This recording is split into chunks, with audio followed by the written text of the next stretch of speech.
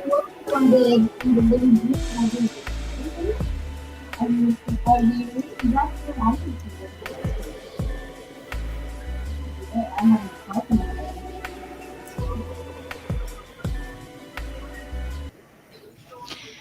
Hello, good afternoon. Welcome to the Philippines Skeiv Verden Yeah, Norge, there was FHS one little DigiSeminar. store called Cool, and then there was this super little bar, and it was called I'm Amor, an FHS volunteer and a member of Team Newbie in Norway. Together with me is Tuesday, a fellow FHS volunteer and Newbie in Norway member. A short information about the Filipino Helping Society in Norway. It is an NGO that provides information drives and awareness campaigns to benefit and help migrant groups in Norway gather the information they need for navigating life in Norway. And in today's Digi Seminar, we are welcoming July with the topic Intersectional Perspectives Being a Minority in Norway. This is in light of the Pride Month celebration last month. And together with us is Skeiv Verden who will give you an imperative information about our topic for today.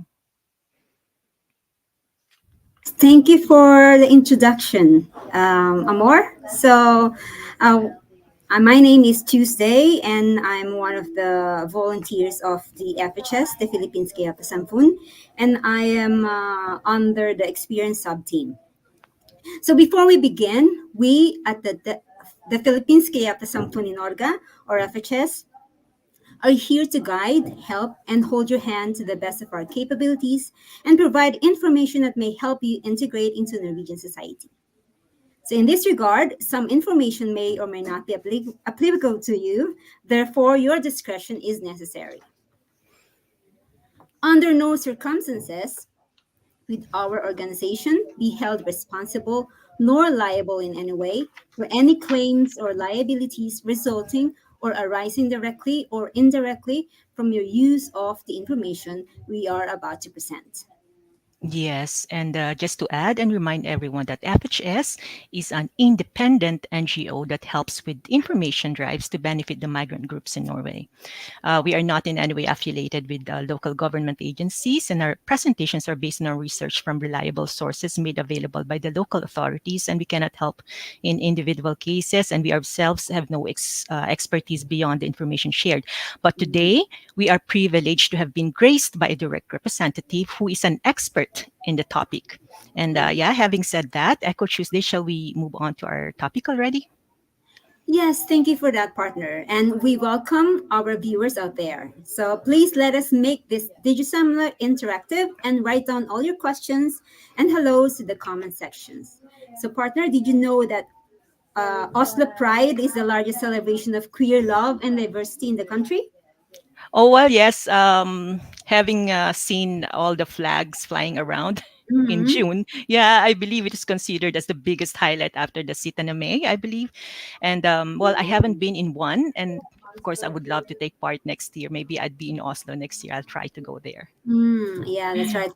Time just flies so fast. So I didn't really recognize that. I didn't really see that, July has already passed It's already by. here. So Yeah.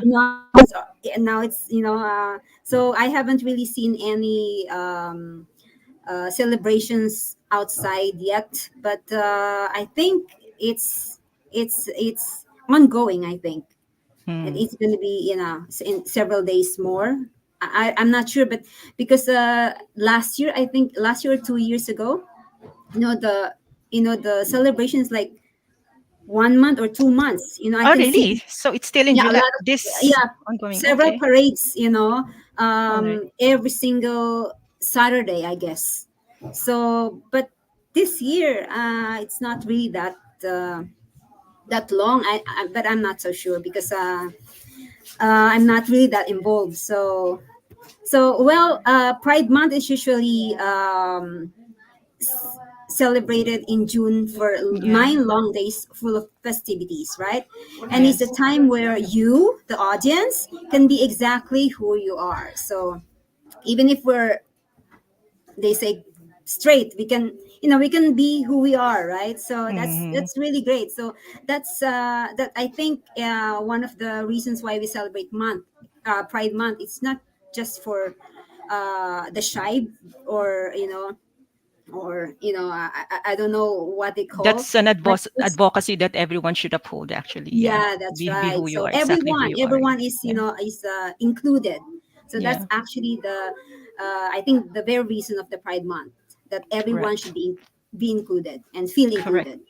Yeah. So though the celebration has been done for a year, you can still see their websites for future events at www.osopride.no. It's Yes. really is a big community, huh? They have their own website. Mm-hmm. Okay, and the effort that is put in this also Pride is amazing, actually, as it is made up of volunteers like us, Mm-hmm. and that it's also nice to know that Norway was among the first countries in the world to give equal rights to everyone, no matter who they are, as you just said. Yeah. Mhm.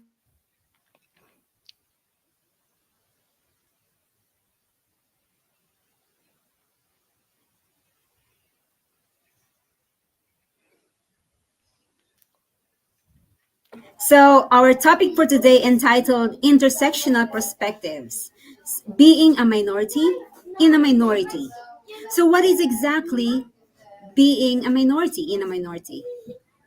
Minority in a minority group, what is that exactly? Well, Mm-hmm. there are various ways to use the word minority group depending on a situation. The word minority group, as it is commonly used, can be simply interpreted in terms of the demographic size within a population.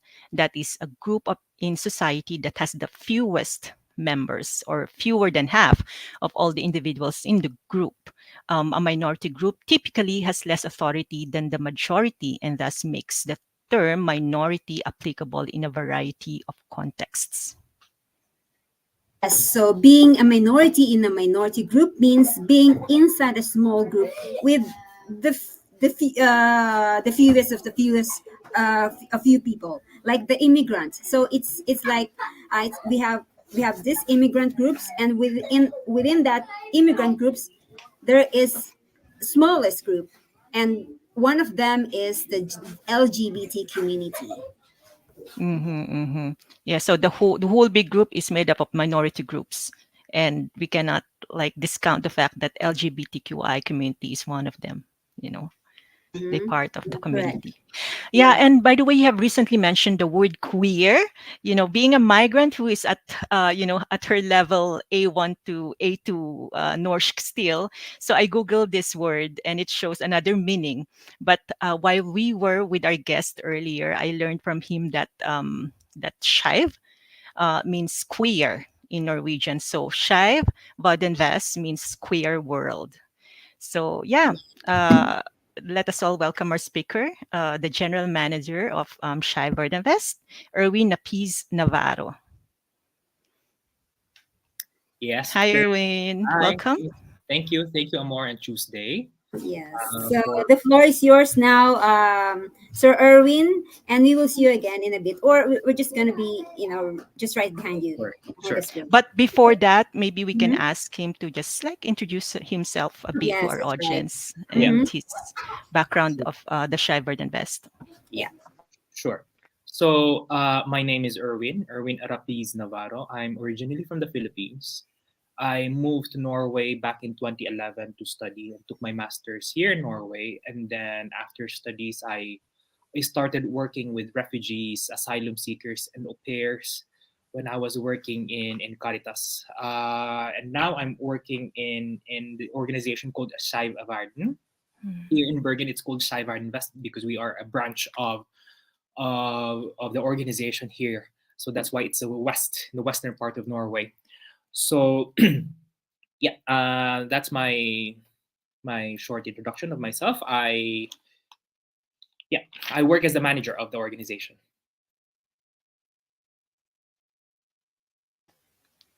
Big responsibility because the organization is big. It plays big part in this community.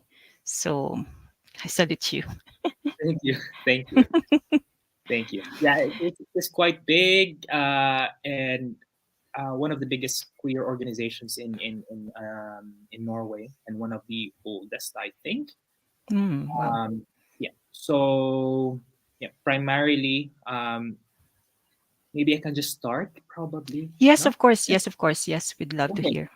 So Yes. I appreciate your introduction, Amor and Tuesday, because I really find it so important talking about um, pride, intersectionality, and even though Pride Month is actually over now, Pride Month is the whole month of July, but here in Norway, a lot of cities spread out their events, or a lot of cities spread out their pride celebrations all throughout the year. But historically, Pride Month happened in June in New York, when a group of queer people, LGBTQ people, rioted against the police. So that's why June is the Pride Month.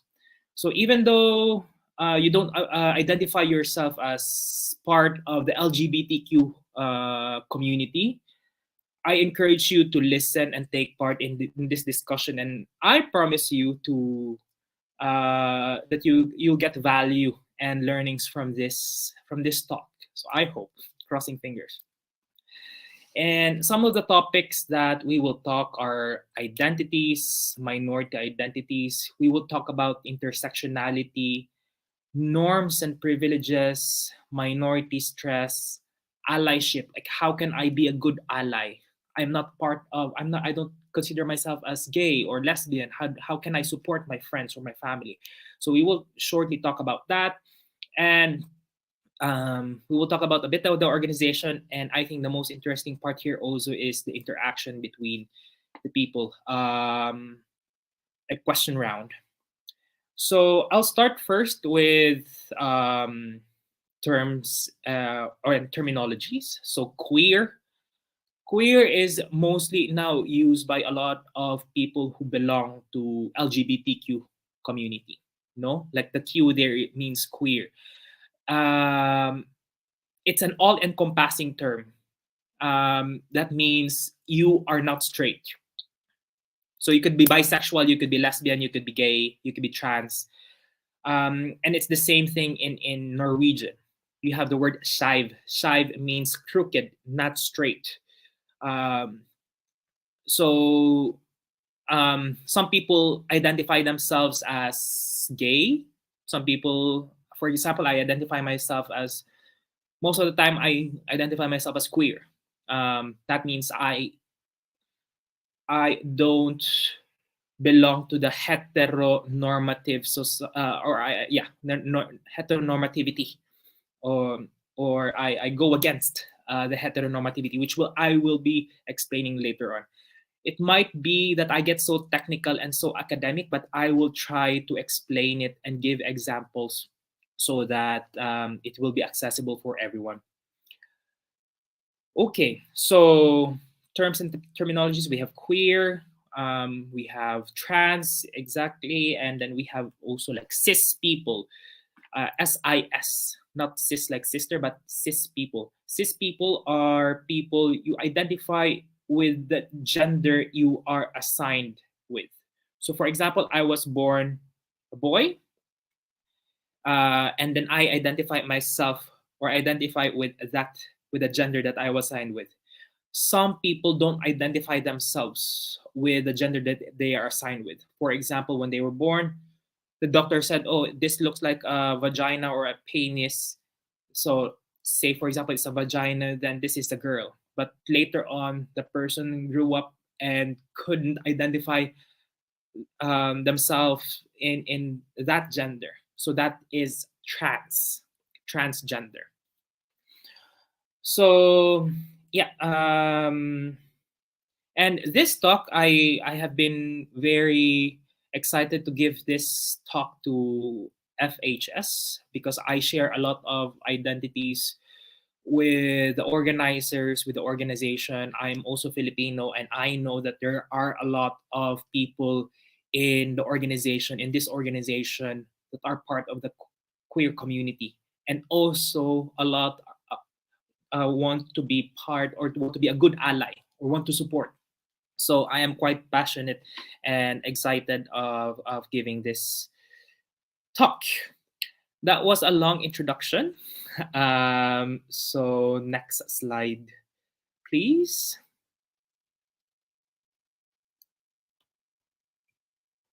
Okay, so I'll give you a bit of a background of the organization. So the organization is a national organization for LGBTQ people or queer people with minority backgrounds. So that means we're, yeah, most of us are non-Norwegians. I mean, who were born and raised outside of Norway. Most of us, I would say.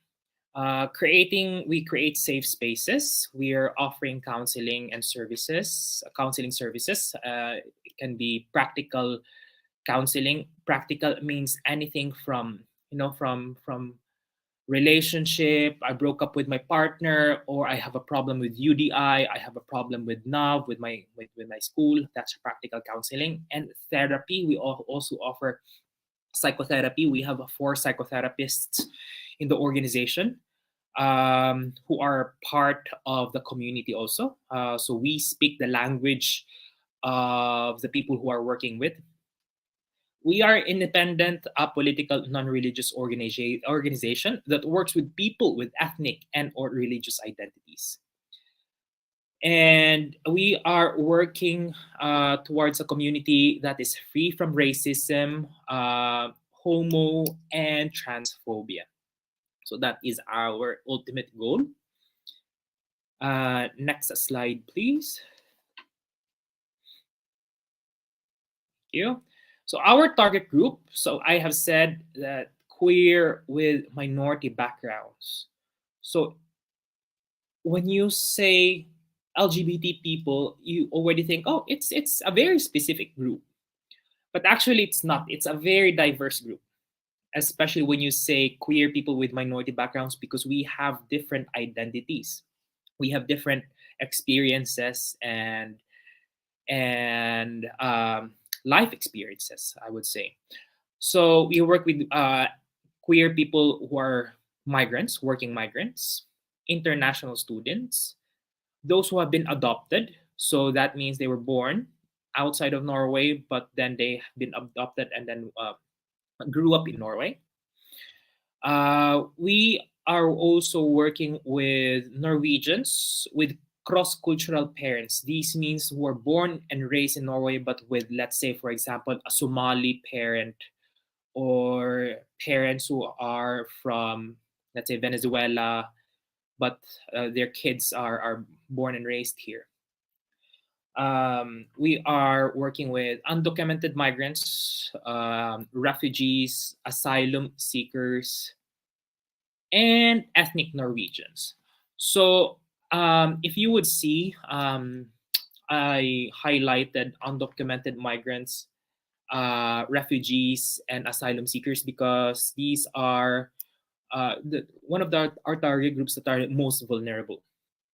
And we are known in Norway for working with these people, especially LGBTQ refugees or asylum seekers. Next slide, please. So now we will talk about intersectionality. So it can sound quite heavy. I know for sure not a lot of people have heard about this term, intersectionality. I came across this term, back in when I was studying, because I was studying something it's related to what I'm working now. So it says here that intersectionality is an acknowledgement that everyone has their own unique experiences of discrimination and oppression. And we must consider everything and anything that can marginalize people: gender, race, class, sexual orientation, physical ability or disability, etc. So this definition is quite heavy, I would say. So you can also think that our experiences, to make it easier. So okay, in my notes, our experiences do differ in regard to our race, religion, sexuality, gender, social status, etc. So we have to acknowledge these different identities, and we have to somehow know how these identities intersect and interact with each other. Okay, I'll give some examples. Okay, so intersectionality was coined by one person called Kimberly Crenshaw. So there is this case in the U.S. in 1989, General Motors case. It's a judicial case wherein 4 Black women were laid off from their work. In General Motors. General Motors is the one who's making cars. And they complained that they were laid off because they're women. But then the judge said no, there's no racial issue here because there were, oh no, sorry, they were laid off because they were Black. Sorry, that was their argument. So their complaint was, okay, we were laid off because we're Black. But then one of the judges said that no, you were not laid off because of your race, that you were Black, because there are some people who still have their jobs, Black men who retained their jobs. So Kimberly Crenshaw argued that those women were not seen as both Black and women. They were seen either Black or women, if you understand. Okay, so they should have, or the person or the judge should have thought that an experience of a Black woman is different from an experience of a Black man. But it was not intersected. No, there was no intersectional perspective in this case. I would give another example.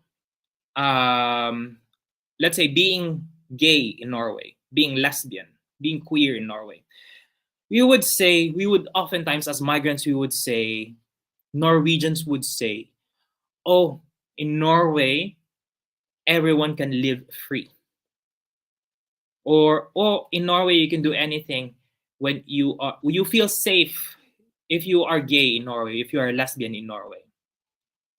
That could be true, but not for everyone. Not especially for queer people who are brown or Black, because their sexuality might be accepted, but their race is not. So, for example, I personally experienced, I was discriminated because I was gay, but also I was discriminated because I am brown. I am non-Norwegian. Okay, so my experience of how I go out in the outside world is different because of the identities that I have, more so that I have these several minority identities. So yeah, the idea that it's okay to be gay in it's safe to be gay in Norway, it's safe to be queer in Norway. That could be true, but not for everyone. Or everyone, all queers in Norway have a good life. I would question that. There's no intersectional perspective in that. Erwin, do I understand it like it's more of a cultural categorization? Depends on the society that you are in. Yes. It's their culture that categorizes you. Yeah. Would you mean that? Can you expand your question? Sorry. The norms, the practices, the certain norms and practices that this certain society has is the one that actually categorizes you, and not the whole societal perspective. Like when you, like the society that I am in now, it's the one. Yeah.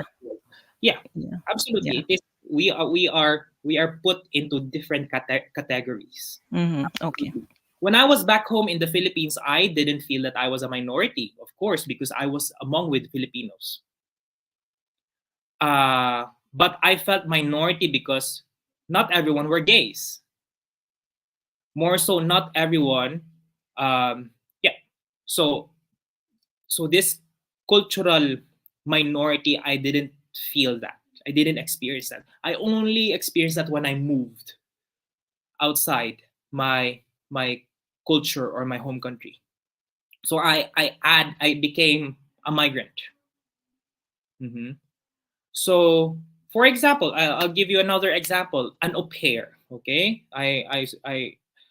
so most of the au pairs in Norway are Filipinos, and if you are an au pair, you are a subcategory of being a migrant. So you are a migrant, but um, you are not technically fitting into that category as a migrant because it's a cultural exchange. Yeah. So these are being, minority within a minority. It doesn't mean bad to be a minority. Of course not. Being an au pair is not bad. Being gay is not bad. But we have to acknowledge that we have these minority identities because when we meet the world, we experience different things. When we experience discrimination, for example, an au pair could experience a different kind of work discrimination than a nurse, a Filipino nurse.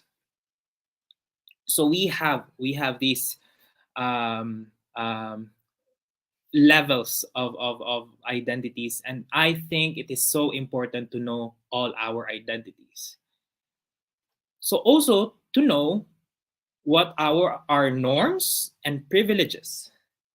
Okay, which will be in our next slide. Sorry. So norms and privileges. So I've talked a while ago that I didn't realize that I had this privilege when I was back home, that I didn't feel minority. Yes, in the Philippines we speak different languages. When we move from one island to another or from one city to another, especially if you're from a certain province and you move to Manila, then you would feel a bit smaller, that feeling, I'm not from here. I have this minority feel like, oh, my Tagalog is not that as the same Tagalog in the way they speak in Manila. So those are privileges that we don't think of when we go back to our to where we come from. So we live in a society where it's very full of norms, and belonging to a norm gives us privilege. So, for example, named here several norms like functional normativity. That means if you are not using braille, or if you're not using rulestool, like what's that in English? Wheelchair. Wheelchair. Thank you. If you're not using wheelchair, if you're handicapped, if you're not handicapped, so you wouldn't think that actually, oh, everyone can walk, everyone can take the stairs. But no, actually no, not all. And we think that all spaces in Oslo or all spaces in all restaurants are accessible to everyone, but no. So that's the functional normativity. We don't think that there are colorblind people. So we have to be careful with the text that we use also in our presentation. Cis norm. This is cis from the word I explained a while ago. If cis, you're a cis person if you identify yourself with the gender you're assigned with. So basically, the world believes that most of the people, unfortunately, believes that trans is a thing, or this is trans that is not real. Being a trans person is not real. Okay, that we are only born either male or female, and then you cannot one person cannot change not change, but you cannot have this transition. So that's a very cis normativity. Another norm that our society has is heteronormativity. So basically, that everyone like me, for example, when I was young, I was born and raised, and my idea also that, okay, one day I will marry a woman and we will have a family. That's very heteronormative. That everyone is hetero people, which is wrong because you have gay people, you have lesbian people, you have bisexual people. Heteronormative is also this having this very family oriented kind of perspective. It's not wrong, okay? But we shouldn't disregard also that people are not heterosexuals. Yeah, I think it has something to do with this cultural conditioning. Yeah, Yeah. absolute culture, which is in the next part. Religion, of course, all of these are tied up. This heteronormativity is tied up to yeah, this is gonna be quite debatable or heated, to religion, because religion taught us that there's only man and women, and uh, to establish or to love, romantic love can only happen between man and woman. That is very tied up into, okay, this is religious norm slash cultural norm, etc., etc., etc. So these, we are living in a society full of norms. So in Norway, for example, we have different norms, like social norms, like you don't say hi to a stranger. You only say hi to a stranger when you're out there in the mountains. Yeah, when you go to a party, you should bring your own drinks. And when you didn't finish your drinks, you should take it home with you. So these are norms, no? And the more you break these norms, the more you are sort of being out from the society. So a lot of people, LGBTQ people, already break. Okay, we already break heteronormativity because we are living, or we break that idea that we will be we will fall in love or have sex with opposite sex, or more so create a family. We already break that. But some people also within the community are breaking functional norms. So for example, you're gay, you're sitting in a wheelchair, and then what if you are a migrant? So you are also breaking the white normativity, a cultural norm. And the more norms that you break creates more stress. And it's called minority stress. So this stress is increasing, especially if you're coming from a stigmatized group in a society. So all of these, like being part of the LGBTQ community, being part of a migrant community, being part of handicapped people or people with functional variation, if you have ADHD or autism. So this stress in your body increases the more, because you are part of a stigmatized group. Okay, I'm gonna give you an example. I assume that most of the members of the organization FHS are non-Norwegians. So say for example, you come to a room full of Norwegians, white people, only white Norwegians, and you are the only brown Filipina with black hair. And that creates already like stress in you. I don't feel comfortable. That feeling of uncomfortable is called minority stress because you are part of a migrant group. Okay, it doesn't mean that it's wrong to be in that room. We are just acknowledging what you feel. Also, it doesn't wrong to feel that way. And I think it's so important to set names on what we feel so that later on, when we go out, we know, that was a minority stress that I felt. So, for example, a group of Norwegians, you're sitting in a table, and then suddenly they're talking about a Norwegian series that you are not aware of, or a Norwegian joke that you couldn't relate to, and that like uncomfortable, uneasy feeling, that's minority stress. That not being part of that group. So there are several manifestations of when you experience this minority stress. It depends on how it is, or like how many times you experience it. It depends from one person to another. For example, for me, when I'm in a straight bar, I feel unsafe, because something happened bad to me when I was in a straight bar. Someone threw ice on me and then pushed me.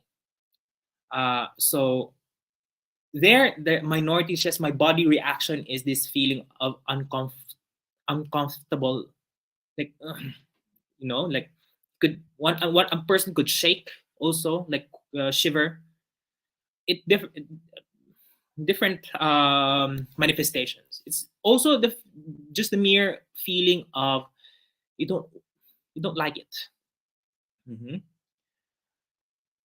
So that's minority stress. So I think it's so important to talk about intersectionality, norms and privileges, and minority stress. Being part of a migrant group, the Filipino Helping Society, I know for sure that at some point of our life, of your life, that you felt, oh, I think I'm out on this group. Like I don't belong to this group, and that's totally fine.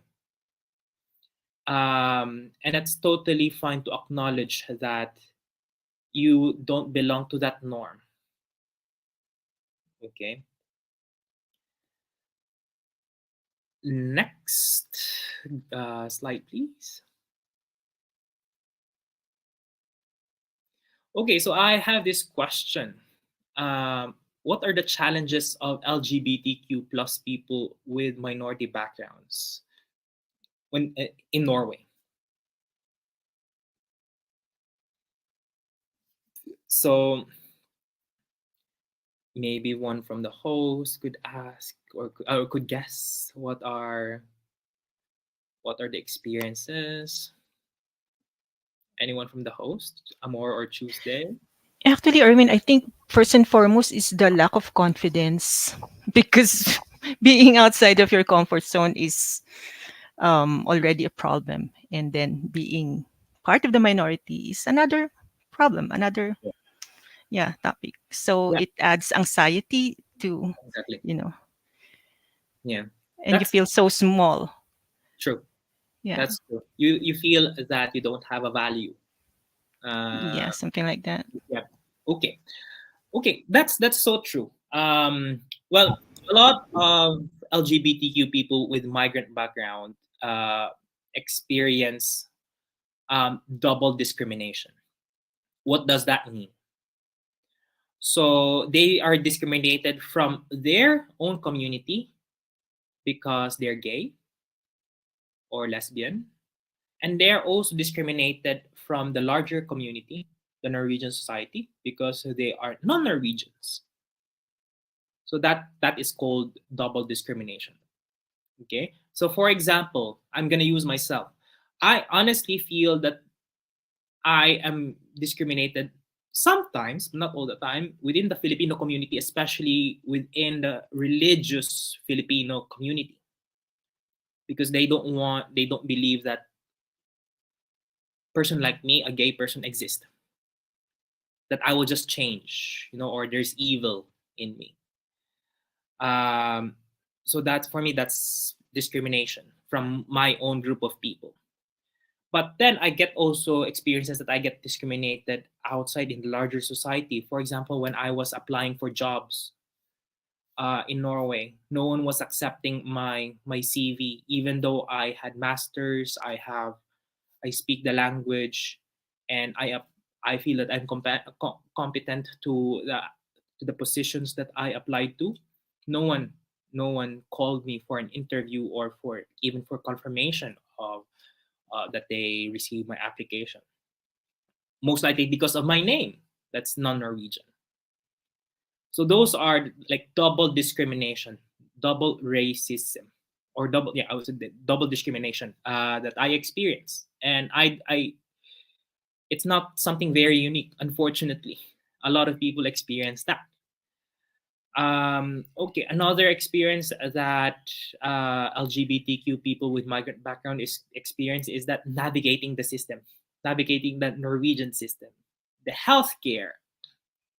It's so difficult to navigate, especially if you don't have the language, especially if you're a trans person.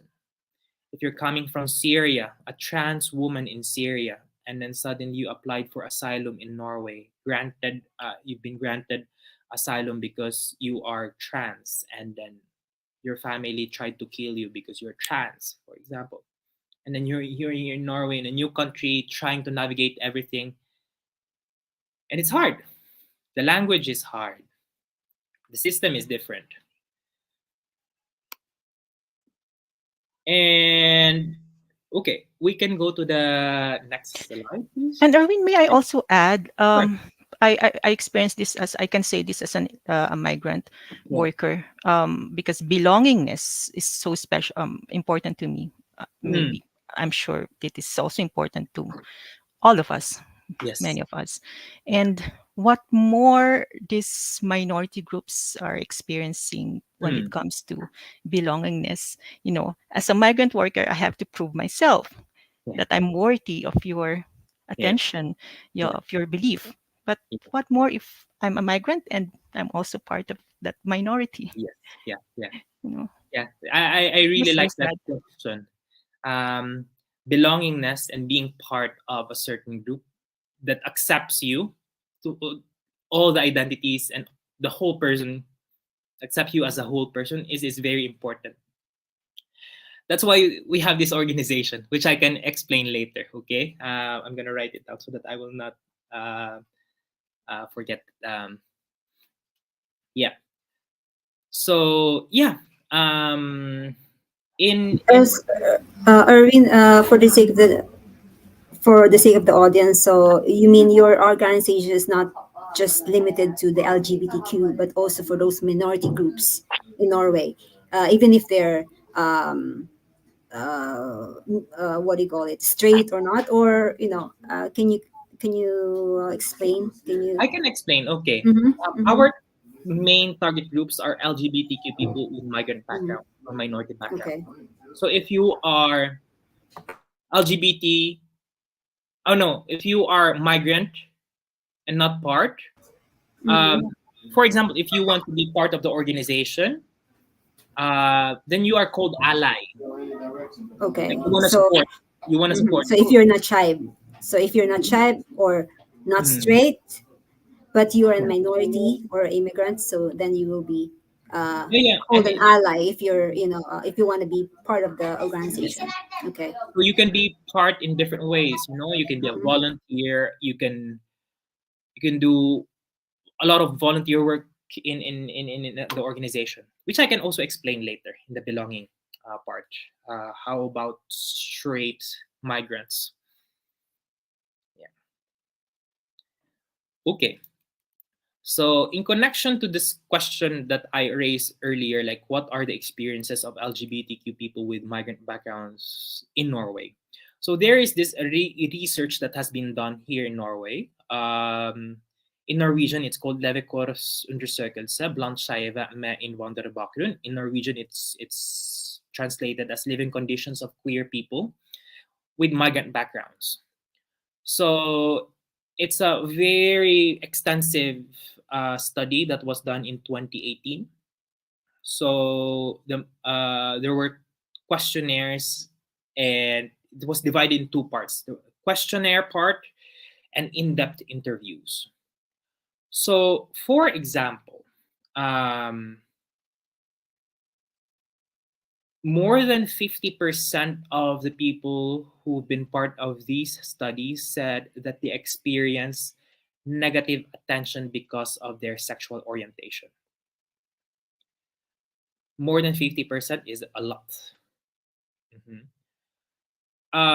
When it comes to violence in relationships, 45% of LGBTQ people with migrant backgrounds have experienced violence within their close relationships. That means within their family, within their partner.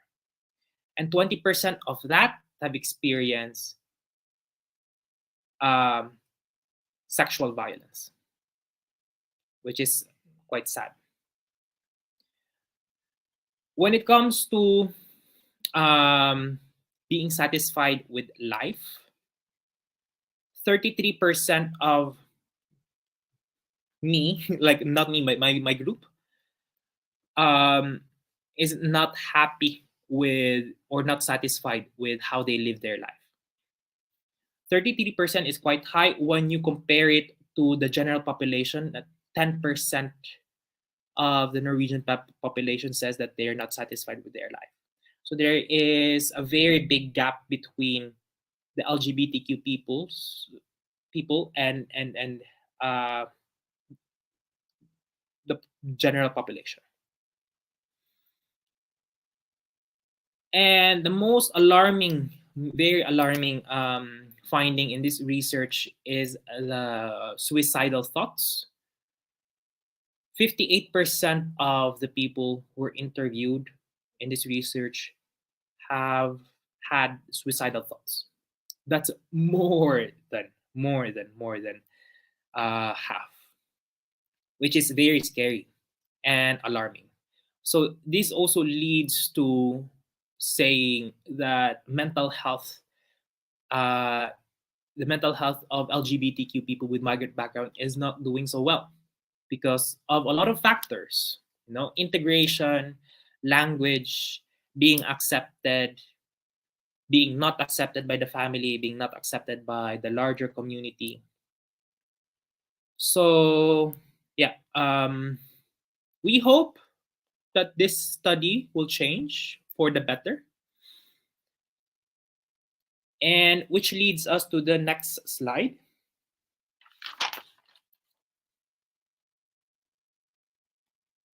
So I think one way of changing the results of this study that I just mentioned is, securing the people around us, making them feel safe. How do we do that? How can I be a good ally? I'm not part of the LGBTQ community, but I want to support them. I want to, because I have friends. My best friend is gay, or my cousin is lesbian, or I know someone who's trans. I want to support them, which is very good. But sometimes our intentions are good, but our actions are not. So in this part, I'll try to teach you how to be a good ally. So maybe you've noticed these days you've seen people telling their pronouns. Like for example, in the presentation I have my name, and in the parentheses I have my pronouns he, him. Why do we do that? Okay, you see me already as a man. I portray as a man, or I dress up as a man. My voice probably sounds like a man. I do this so that because I know in reality, not everyone are born with a gender that they are assigned with. Some people find it so frightening to say, actually, I don't use these pronouns. I don't identify myself as a male. I'm more of a she and her. So this means I'm portraying that, you know what? I respect you. I mention my pronouns. I identify, or I tell you what are my identities. So you are safe to tell me who are you, or who are you as a person? Do you identify yourself as a woman, or non-binary. So that's why there's this importance of asking for pronouns or telling people's pronouns. Also respecting these pronouns, especially for non-binary or trans people. Because we lived in a world wherein women should dress up like this and a man should dress up like these. And then some people tend to bend these norms. And then our brain is not correlating with what we see. So, oh, this person looks like a man, so I will use he, him. But actually, no, probably that person identifies herself or themselves differently. So that's why. That's the reason. Also in the Philippines, among Filipinos, I would say, I have a lot of friends who would tell me, "Oh, you're gay. So when are you gonna be a woman? When are you gonna have the operation to have the vagina?" But it's okay. We support you as a gay person. But no, that's not that's not respectful to say. I have friends who said that to me, like, "Oh, yeah, you will be. I respect you as gay, and just let me know when you will transition as a woman." But I am gay. I am a gay man. I don't identify myself as trans. Okay, those people who, not all, those people who want to do transition to the gender they are identifying themselves with, they are the ones who's going for transition. Okay, not everyone. So also, more than carrying the flag, joining the pride parade and then waving the rainbow flag, I think the best way of being an ally is to show that you really care by thinking of your privileges, as what I have explained earlier. We should not think that only hetero people exist in this world, or only cis people exist in this world, or only white people exist in this world. We have to think that people come from different experiences, from different lived experiences, have different identities. And by knowing these privileges, then we open our minds that, oh, okay, then this person needs more care. And this person needs more respect. This person is coming from a stigmatized group. So for the organization, I think this is a very good show of being an ally. FHS is not an LGBT organization, but you are taking up this topic because you want to be a good ally, because you have members who are part of the LGBTQ community, and then you want also the organization to be safe for them. So yeah, having these rules within your organization that you should respect each other regardless of identity, sexual orientation, religious beliefs, I think that's a good show of allyship for the organization. Yeah. Okay. Next slide, please.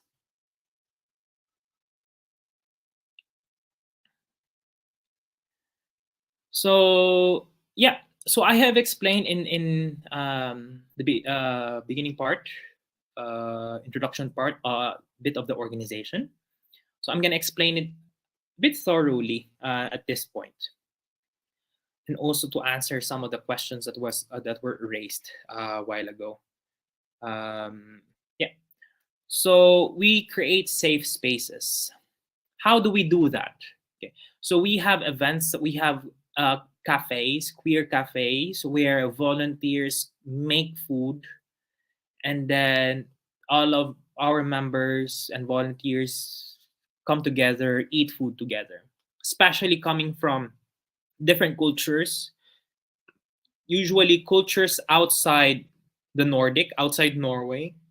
We value so much of sharing the meal with other people. That's why we have these cafes where we make food together, eat food together.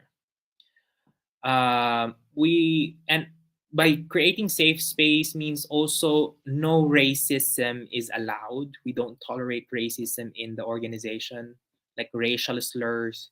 Also, trans or homophobia is a complete no-no. So that's one way of creating safe spaces. Also, not everyone are out. I mean, not everyone are open about their gender or sexual identity. That is my privilege. I can say that I'm gay. I hope my father's not watching because he doesn't know. But anyway, um, a lot of people in our organization are coming from a very strict cultural society. That's why we don't take photos of our events where there are faces on. So that's also creating safe space for them.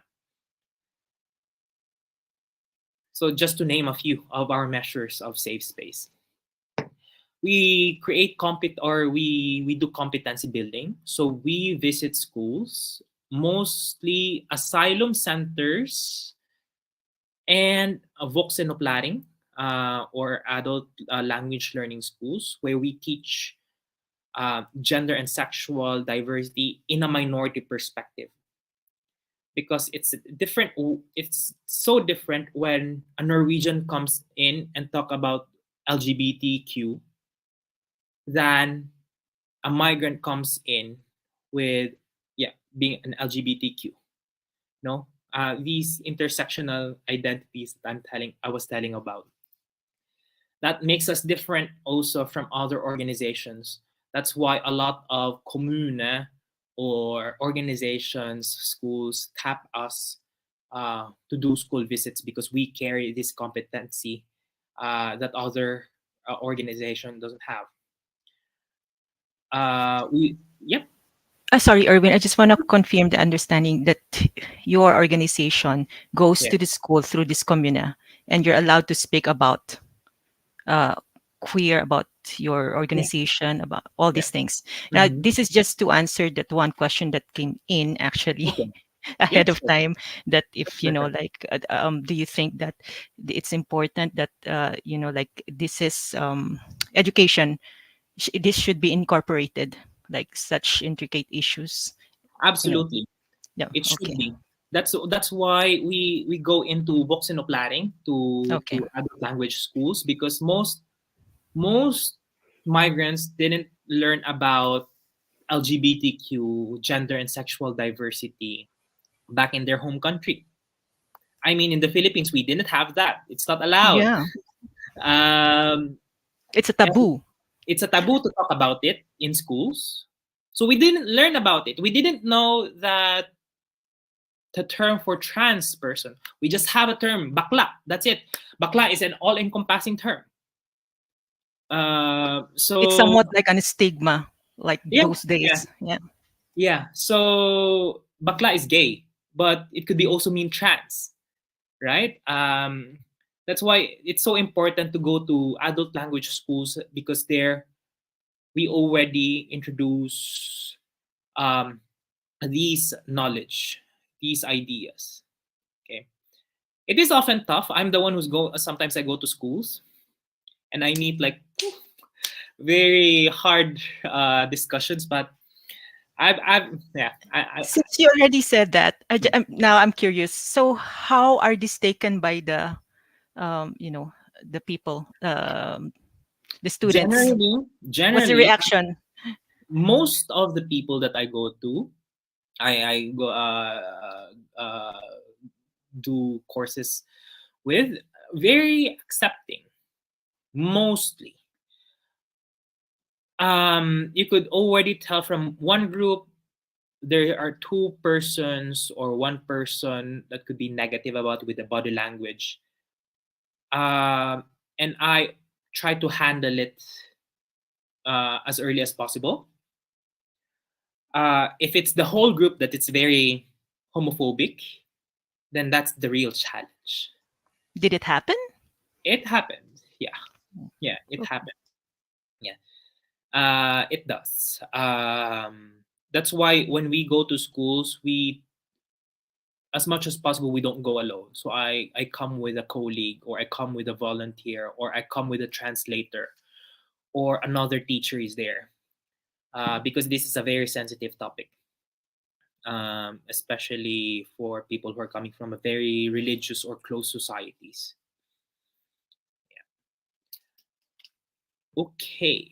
So as I've said, competency building. So if you are in a vuxenopplæring studying Norwegian, or if you're in a school, I don't know, like VGS, and if you want this topic to be taken upon in your class, you can ask your teacher, and then your teacher can contact us. We do offer psychosocial support. So as I've said, we have 4 psychologists in the organization, and this is for free. We are the only organization that offers free mental health support from healthcare experts, from psychologists, for free for its members. And they speak different languages. We have individual, group, and family counseling. For family counseling, this means for parents, hetero parents, like mom and dad, and then their kid is gay or trans or lesbian. How do they accept their kid, or how do they navigate with their kid coming out as trans, so or as queer, I would, and I'll use that word. So that's that type of counseling. So individual and group, I've already mentioned that.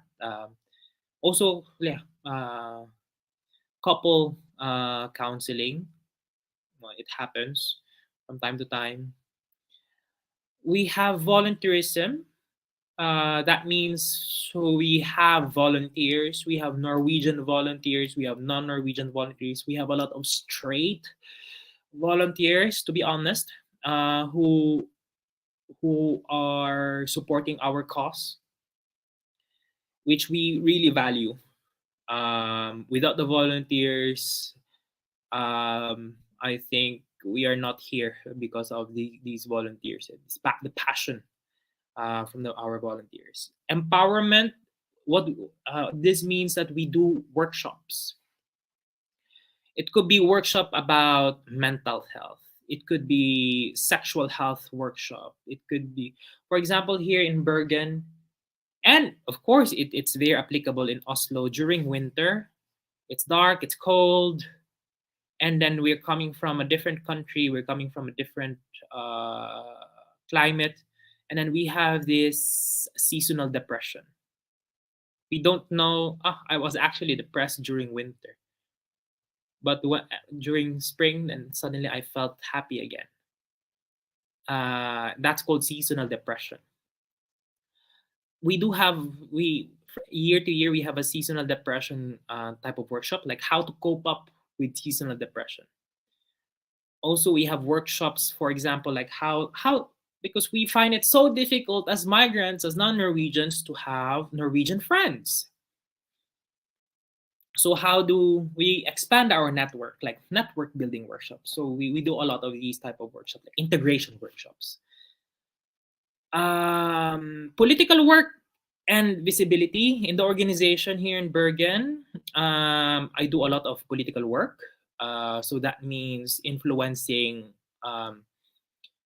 the political atmosphere, that political decisions must be inclusive for LGBTQ people with migrant backgrounds.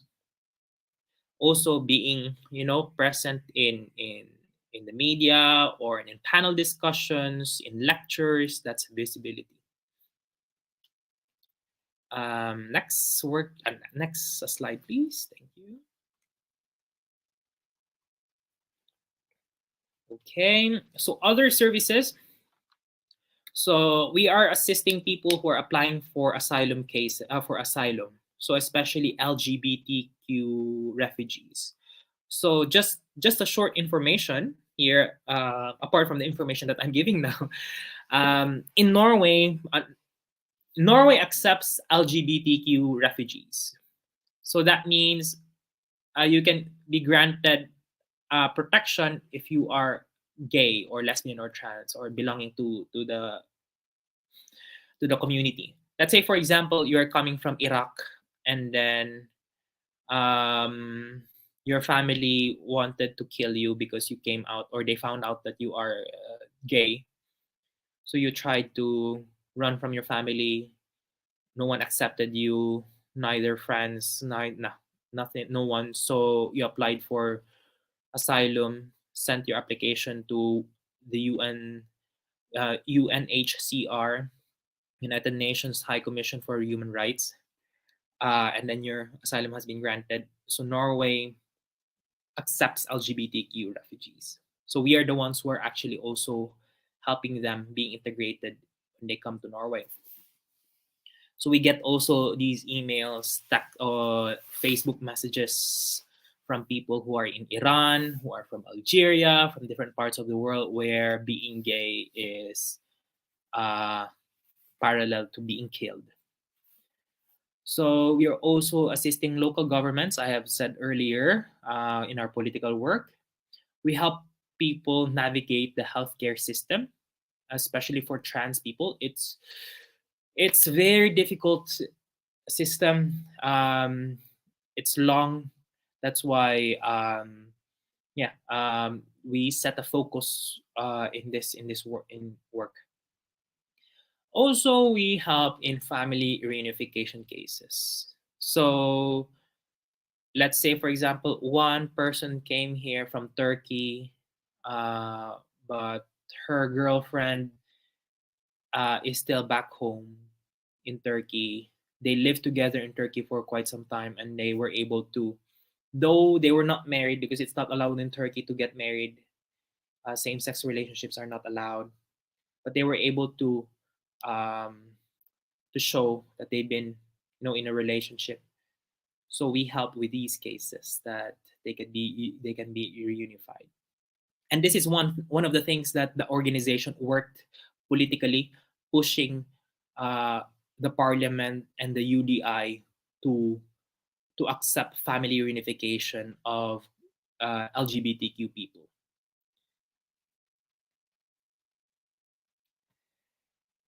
And that leads me to the last slide. So maraming salamat. Thank you so much for listening. You can contact me through my email, erwin@skeivverden.no, or you can visit our Facebook or Instagram, Skeiv Verden. We are in different cities in Norway. Our main office is in Oslo, in Torgata 1. I'm based in Bergen. So also we have people in Stavanger, we have people in Trondheim. So we have different local activity groups in northern Norway, in Kristiansand.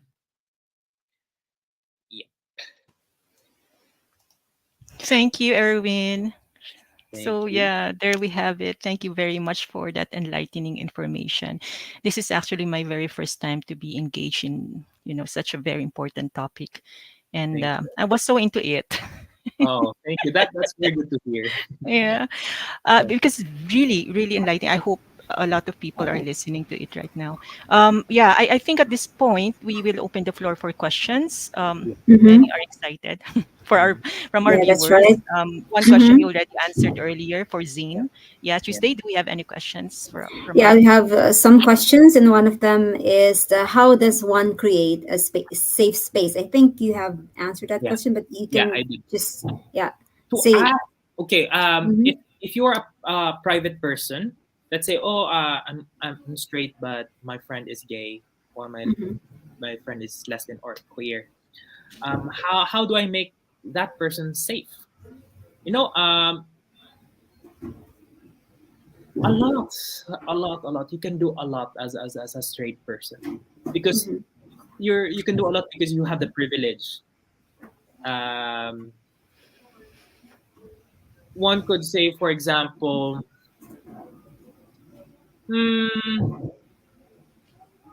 okay, I've mentioned pronouns. I have mentioned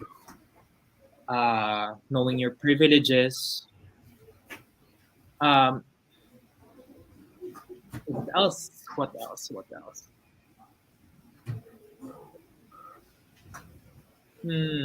Okay, I think I mentioned most of it. Honestly, creating safe. I want to create safe space. Maybe Respect. one of them is like not doing anything at all. Sometimes, like Not just let doing, them be. I mean, let them be. That's tolerant. You know. yeah, Yeah, Yeah, yeah. You're being I guess tolerant. so. You're saying like I acknowledge that they exist, yeah. but that doesn't mean that you believe in them. Okay, so that's mean that you're just tolerant. Accepting means you're accepting the person wholeheartedly. So I think, yeah, yeah, I think I would say, how can you create a safe space? Not being tolerant, but be accepting. Tolerance is not enough. If you see the difference there, as I've said, you're tolerating one person. Oh, you're tolerating the kalandian or the flirtiness of your friend because he's gay. Uh, no, you don't tolerate. You accept it, okay? Because that's him. He's flirt, or he wants to dress up like that. He's colorful, so that's accepting. You don't comment. Oh, why you wear like that? Why are you so flirtatious? Because that's a person's gender expression. That's how the person wants to express themselves. Okay, so that's the difference between accepting and tolerating. So be accepting. My You could be a very good safe space for an LGBT person. It That's also right. leads, I think, to Yeah. inclusions, being inclusive, which is actually our second question here. Question. We have, does Shive help with workplace inclusions for LGBTQ? If Yeah. not, do you think it's a good idea to also include it as one of your focuses? Yes, we do. We do. So we get phone calls from different workplaces, um, and then they ask us, "Oh, how can we have one trans person in our staff, and then we want to make it safe for that person? How can we do it?" So we give them tips. That we also go there. We do in workplaces. Yeah, to make everyone feel included and safe. Mhm. Yeah. Okay, so thank you for that. So let's move on to the third question, I guess. We have another question. How do we respond to someone who says, I accept your queer people, but I don't understand why they need to show their queerness so blatantly? I love this question and I hate it too. um, okay. I hear it a lot. I hear it a lot. People say, I accept gay people, but please don't show it on my face. Please don't kiss on my face. I don't like that. Yeah. Again, this is coming from this is coming from a person with the privilege, holding so much privilege. Usually, when people say it, that means I accept you, but in my own terms. Okay? I accept you as gay, but please don't act gay. I accept you as a woman, but please don't act manly. You understand? So that's not full acceptance again. I mean, you're Because just saying it, but you're still putting him in that box. you're still putting that norm, this heteronormative norm. Yeah. And for example, which is very weird. I was in Oslo for the Oslo Pride. I was queuing to get inside Pride Park, and I heard two guys behind me talking. Ah, gay people, they're fine, but please don't show it to my face that they're kissing. And I mean, like, come on, you're going inside Pride Park. It's Pride, and then you're saying this. Here, you are hearing a lot of privilege, and also you are hearing about I accept you, but in my own terms. If you're not gonna follow my terms, then you're not part. Then you're not being inclusive. Okay. So I would say that these people say, I accept you for being gay, for being queer, or whatever, but don't show it on my face. Bitch, no, you are not accepting me. So tell that person, I am not gonna change for you. Okay? You have to change your outlook towards me. That's how I'm gonna tell it to that person. Can you just give me yeah, just to clarify, can you just give me one example of that queerness act Yeah. that you people do that other straight people frown upon? Yeah. I think it's though very gay. You know this idea. Oh, he's so gay. He's so effeminate. Uh, because that is coming from we are living in a very patriarchal society, very masculine, very macho. Mm. And then once we try to break that macho patriarchy in our society, then we get this reaction. It's too effeminate. You're too gay. You shouldn't Mm. be like that. You should act like a man. Mm. That's I think that's where it's coming from. Like you're too I gay. see. You're too effeminate. Yeah. Mhm. Uh, that's what I think. Because people wouldn't say you're too lesbian. No, Mm-hmm, mm-hmm. because lesbians are already coming from a stigmatized group, women. Women and men are unfortunately are seen differently. Men are respected, and then women are most of the time are not, unfortunately.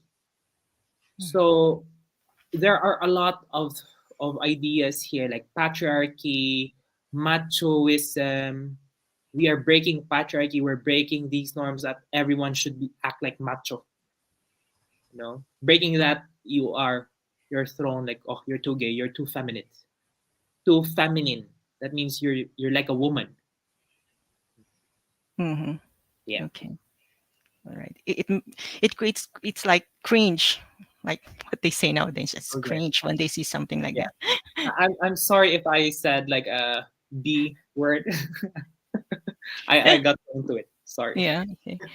Okay. Here comes the fourth question. I think this is much more important Yeah. about healthcare. What are the common challenges for queer people when it comes to healthcare, and how can a queer person ensure that they receive an appropriate care? Yeah. I think this question is targeted towards trans people Yeah, because trans. Yeah. they're the ones who Yes. really needs healthcare. Health that means hormones, gender affirming how do you call it? Gender affirming treatment. And these is very hard in Norway. So, for example, I give you a case. Okay, we are working with a lot of people. Let's say one person from Lebanon, a trans woman. she started her hormone treatment in Lebanon, and then the war broke out, and then she moved to Norway. In Norway, she said the doctor said, no, you cannot continue, or we cannot give you treatment because you already started your treatment in your home country. I mean, that kind of answer, like, why can't you give that person the treatment that she needs?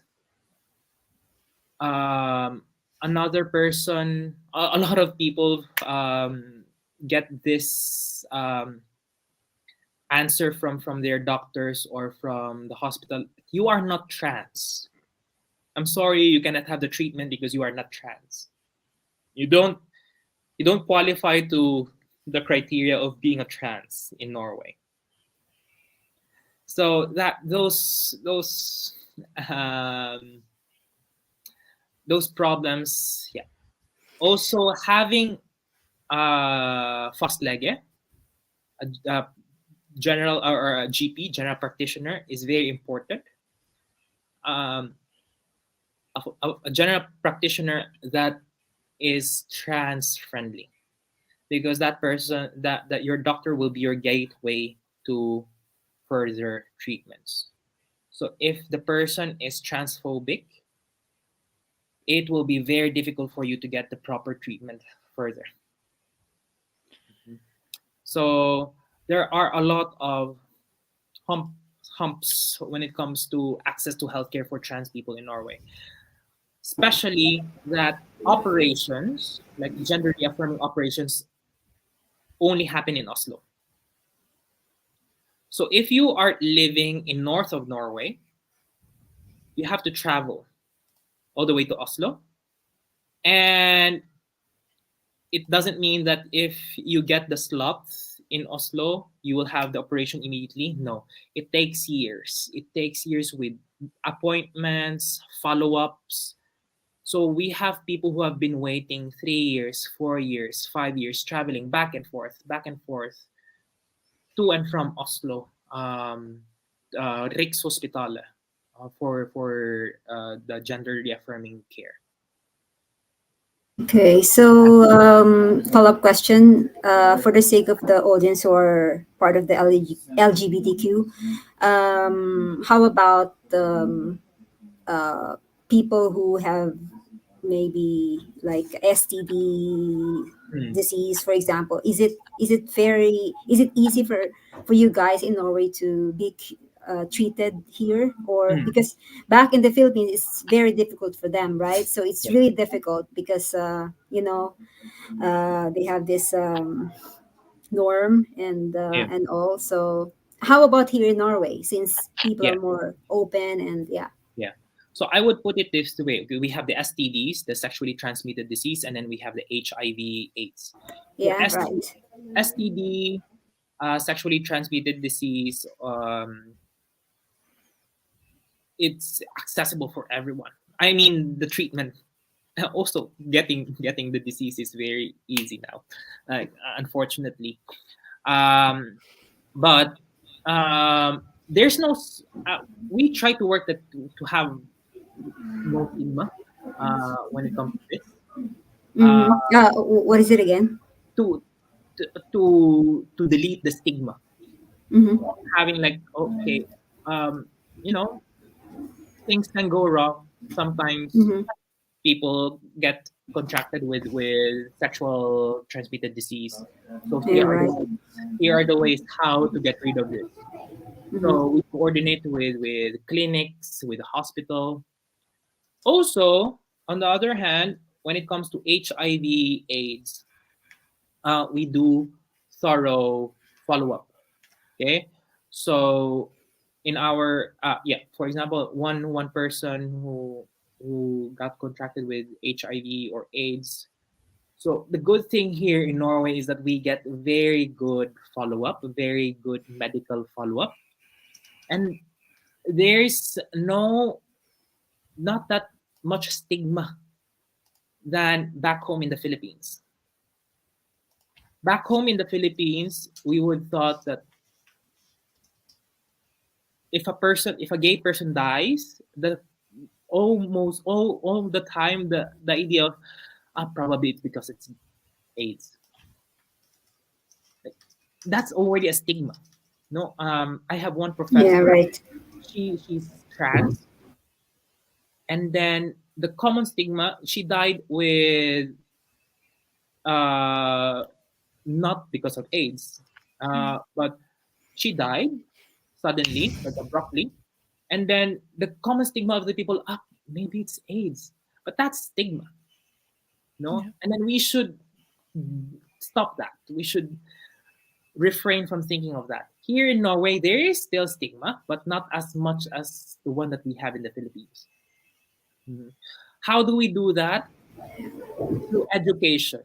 Also now, if someone get contracted with HIV or AIDS, there are medicines for it.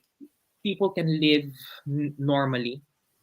And then there is actually now people who have been taking medications for a very long time. It's called their HIV positive undetectable. That means they can have sex, even unprotected sex, but they cannot transmit the HIV anymore because it's too low or it's contained. So we are on that level already in the society, where It's good to know. yeah. So hopefully, with the science that is developing, we could really create or develop a medicine that could totally eradicate HIV, because that's how we can also eradicate stigma. Yeah. Also education. Yeah. Yeah. So another question, I guess, if we still have time. Sure. Yeah, the question is, do queer minorities have to be sensitive once called out in a wrong pronoun? And what's your advice on what they have to do in this situation? Yes, very good question. Um, so, um, if a person uses the wrong pronoun against me or towards me, um, I initially would um, correct the person. Oh, by the way, I'm using this pronoun. And if the person says, "Oh, I'm sorry, I didn't mean to," if the person says, "I'm sorry," then that's good. That's good enough for me.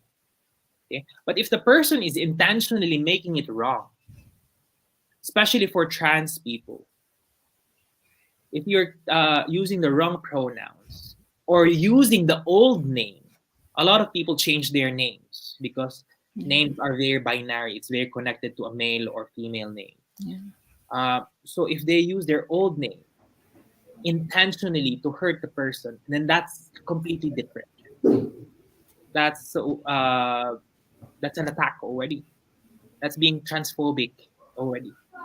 So by saying sorry, if you say, "Oh, I'm sorry, I forgot," and before, while I was new in the organization in this work, I found it really difficult to think about people's pronouns. Honestly, now it's just when I meet one person, oh, I use they and them. Oh, I use she and her, and now I would say I'm quite good at it, because honestly it's just practice. If we meet more people who use different pronouns, and if we let people to use it safely, then our brains will just naturally, oh, okay, pick it up. Yeah. So it's okay to commit mistakes. Just be real when you say sorry and say, okay, I'll be better next time. Well, I commit mistake a lot of times. Yeah. I call he she and vice versa. And Yeah, it's an honest mistake. It's an honest mistake. yeah. I think we Filipinos, Mm, are he, she. very right. So we don't have the pronouns in Exactly. Filipino. So that's Exactly. why it's not easy for us to, Mm, sometimes we mix it Mm, up. So I exactly. think it's understandable for Mm, us, but I don't know with yeah. You can foreigners. also say So that. You can also say that, like, I'm sorry, I interchange pronouns because in mhm, my native language we don't have pronouns. We don't separate mhm. man and woman in our pronouns. Mm. Yeah, right. I say that also, and it's honest, because we have to translate in our brain in English and then Mhm. in Norwegian. That's how our brains work. Norwegian is already our third, fourth, fifth language, because coming Yeah, from the right. Philippines, we learn different languages. You have Bisaya, and then you have to learn Tagalog, or yeah, if you move from one island to another, so you have to learn a different language. These are not dialects; Mhm. these are languages because they're Yeah, completely that's different right. from each other. Hmm. So Correct. Yes, so I Yeah, think and that's all. I'm checking some other That's, questions. oh, okay, you're taking some other questions. Okay, go No, I ahead. think that's what we have also coming Hmm. from the Facebook Live as well. Well, Yeah, yeah, I this think is that's good. all. Thank you so Hmm. much, Erwin, for giving us your time and for that exceptional presentation. thank you so much. Um, but personally, I'm sorry, technical team. I just have to say this. Personally, I'd like to say I appreciate you and admire your bravery and the group's dedication, despite the discrimination, to bridge the gap in the society by bringing awareness about LGBTQ community, which is as important as other parts of or other minorities in the community. In the end, I believe your importance to the society depends on like how your contribution help other members of the society, how you use your talents, that your desire is to have a better working interdependent society. you know it's not your gender. So yeah, thank you very much again. Yeah, your expertise made a significant impact, and we are grateful for your Hmm. valuable contribution. Thank you so much Yes, for that's for right. this opportunity and for creating a space for queer Filipinos and for your queer members and also for your allies. I'm definitely sure that they appreciate this so much. Yeah, and then how do we contact your organization again? Your contact Hmm. information and how to Hmm. apply. Yeah. So you can go on our it's Hmm. skeiv.varden.no. Hmm. Um, yeah, as Yeah, you see it there you have it. Yeah. yeah, it's on the screen. So yeah, thank you so much for your time. Thank you Uh, so Good much. night, Erwin. Thank you Good so night. much. Bye. Bye. Thank you. So there we have it. Once again, thank you, Skeiv Verden. Mm-hmm. To reiterate, we are members of the Filipino Helping Society in Norway, not members of Skeiv Verden. This program is part of the integration and voluntary activities of AFHS, aimed at helping Filipinos and other minorities in Norway, as well as those still in the Philippines. Mm-hmm. And for more DigiSeminars, remember that you can find more topics on our official Facebook page at facebook.com /FHS and .org.no and watch it on our YouTube channel, the Filipino Helping Society in Norway. Yeah, that's the name. Visit our website as well,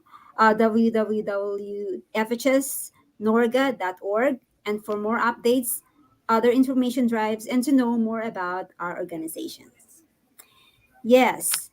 So we also want to promote the Team Newbie in Norway's activities and programs like Spro Cafe, our monthly Digi seminars, tips to newbies in Norway, and many more. We will be launching our physical Spro Cafe, by the way, soon in mid-July, so stay tuned. Every Saturday at 4 p.m. I think it's going to start on the 20th of July, this Saturday. Not this Saturday, but next Saturday, I guess, at 4 p.m. So watch out on our Facebook page for further announcements. Yes, Exciting. Amor? Yeah.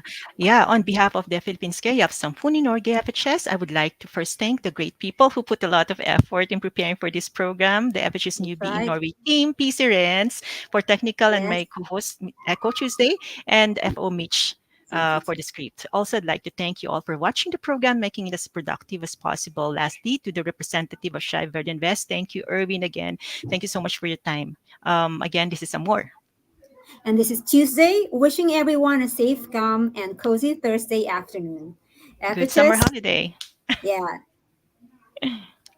Bye, everyone.